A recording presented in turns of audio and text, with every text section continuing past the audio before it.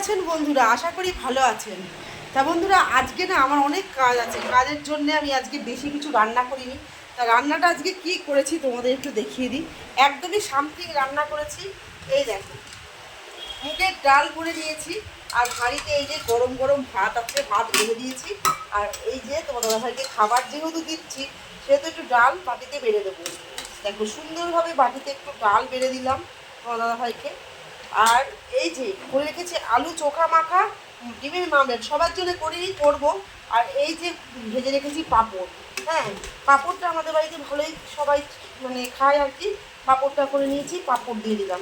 ঠিক আছে, আর একটু আলু চোখা আর একটা ডিমের মামলেট আছে, দিয়ে দেবো। আমরা পরে করে নিচ্ছি, দাদাভাই যেহেতু এখন খাবে। তা এইটুকু কিন্তু আজকে আমার খাবার বলতে পারো, দুপুরের লাঞ্চ বলতে পারো। এইটুকুই। দাদাভাই সুগারের পেশেন্ট, একটুখানি দিলাম আলু সিদ্ধ। ঠিক আছে। তা বন্ধুরা, কেমন হয়েছে আমার ভাতের থালিটা? আজকের অতি সামান্য থালি কেমন হয়েছে বলতে ভুলো না। অবশ্যই অবশ্যই কিন্তু একটু বলো। ঠিক আছে। Thank you. সবাই ভালো থাকবেন, সবাই সুস্থ থাকবেন।